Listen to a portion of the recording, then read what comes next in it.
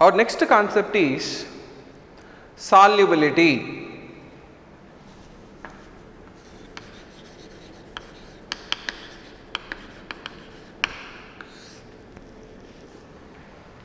So, what is the definition of solubility?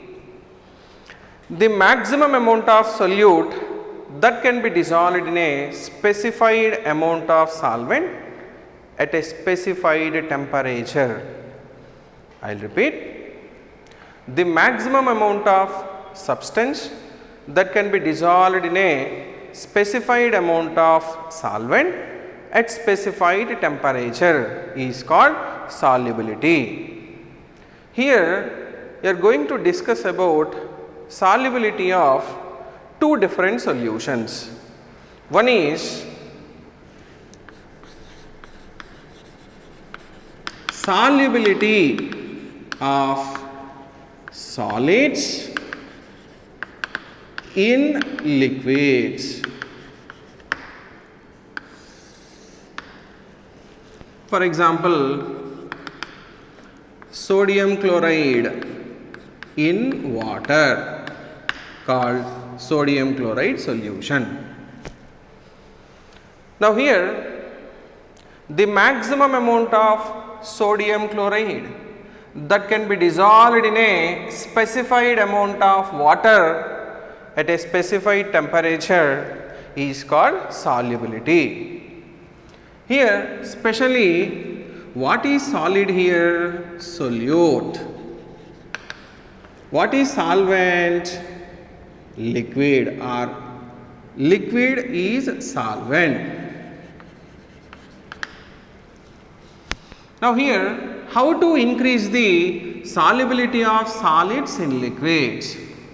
We have two factors here. Number one, nature of solute and solvent. That is nothing but solute is solid, solvent is liquid. Now here, so easily we can prepare sodium chloride solution by taking water as solvent, because both sodium chloride and water are polar components. Now in the same way we can prepare naphthalene solution by taking kerosene as solvent, because here both naphthalene as well as kerosene are non-polar components. That means, so how to increase the solubility of solids in liquids? First you have to choose the suitable solids and liquids here. That means polar substances are soluble in polar solvents, non-polar substances are soluble in non-polar solvents. That means we can't dissolve sodium chloride in kerosene or naphthalene in water. Now this is our first factor, nature of solute and solvent. And second factor is temperature. Here solubility of solids in liquids depending on temperature.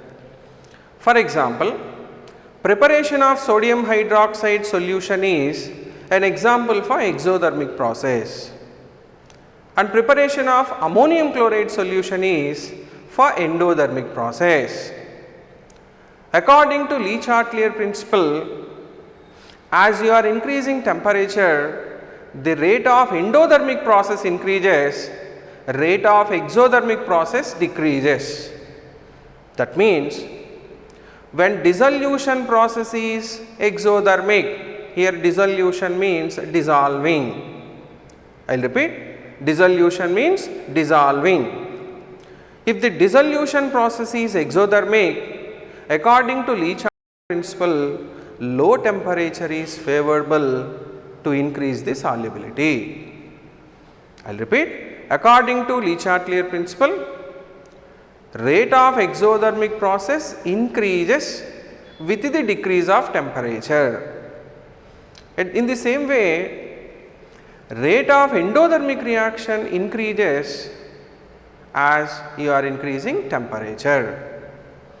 Okay? Once again, preparation of sodium hydroxide is exothermic process and preparation of ammonium chloride is endothermic process. According to Le-Chatelier principle, low temperature is required for first process and high temperature is for second process. So, these are the factors affecting solubility of solids in liquids.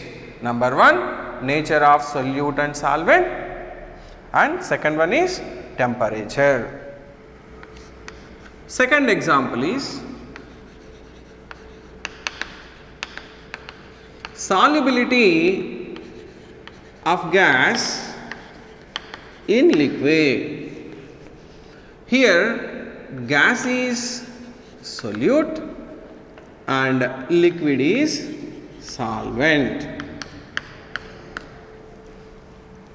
Now, solubility of gas in liquids, how to increase the solubility of gas here in the given liquid.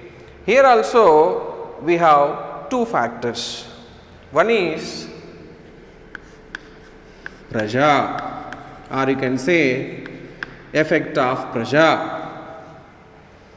Now, for example, at normal conditions, solubility of any gas in the given liquid is almost 0, or you can say solubility of any gas in the given liquid is very less. But as you are increasing pressure of that gas which is present on the liquid, solubility also increases. That means as you are increasing the partial pressure of the gas, solubility of this gas increases in the liquid. This is also called Henry's law. What is Henry's law?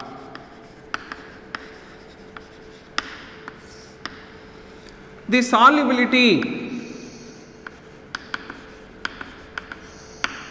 of a gas in the given liquid is directly proportional to partial pressure of the gas present on the solution. Now, here what is solubility? How to write any factor mathematically for solubility? For example, as the amount of gas present in the solution increases, the mass of gas present in the solution increases.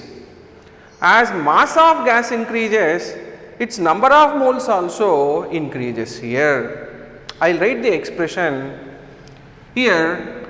Mole fraction of gas in the given solution is equal to number of moles of gas divided by total number of moles of gas and liquid. That is equal to weight of gas by molecular weight of gas divided by weight of gas by molecular weight of gas plus weight of liquid divided by molecular weight of liquid. I will repeat this. As the solubility of gas in the given liquid increases, weight of that gas in the solution increases. So, number of moles of gas increases.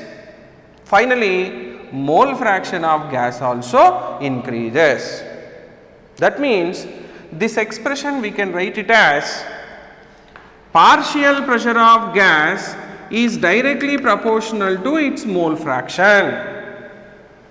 Finally, P1 is equal to Kh into X1. Now, here this is called Henry's law formula. Here what is P1? Partial pressure of the gas, X1 is mole fraction of the gas, and Kh is Henry's law constant. This Henry's law constant depends on nature of the gas at a given temperature. So, as temperature increases for any gas, KH value also increases. Now here, as KH value increases, mole fraction of gas decreases. That means solubility of any gas is inversely proportional to Henry's law constant. I will repeat. Solubility of any gas is inversely proportional to Henry's law constant. Now, our second factor is effect of temperature. Now here, solubility of any gas in the given solution decreases with the increase of temperature because gases are highly volatile.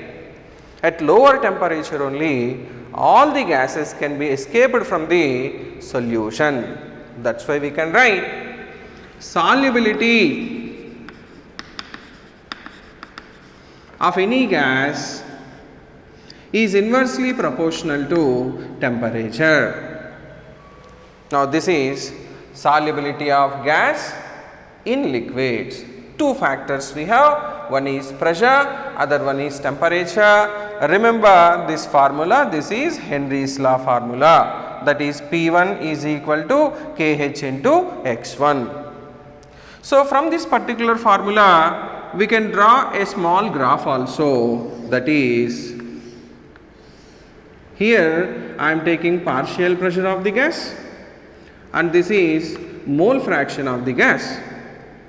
As partial pressure of the gas increases, mole fraction of gas in the solution also increases. That means these two are directly related. Next point, what are the applications of Henry's law? The first application is preparation of soda, or you can say preparation of soda water. Now how to prepare soda water, or what is soda water? If carbon dioxide gas is dissolved in water, then this is said to be soda or soda water. Here initially solubility of carbon dioxide is less. As you are increasing partial pressure of carbon dioxide, then its solubility in water increases. Now that is why this is an application of Henry's law, where we have mole fraction of a gas is directly proportional to its partial pressure. Now second application is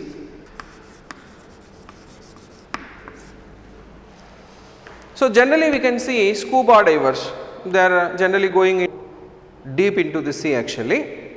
There pressure is very high. At that particular high pressure, even nitrogen gas dissolves into blood and they can form nitrogen gas bubbles in the blood vessels.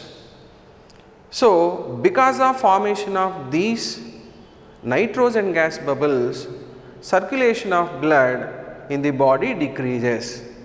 That causes a disease called bends. This is also application of Henry's law. This we can avoid by diluting the gas by adding helium gas. Next, third one, anoxia. Generally at higher altitudes the pressure is very low, that is why even oxygen gas cannot be dissolved into blood, that is why the supply of oxygen to the brain decreases and immediately they lose thinking power. That disease is called anoxia, or that condition is called anoxia. Sometimes it leads to death also.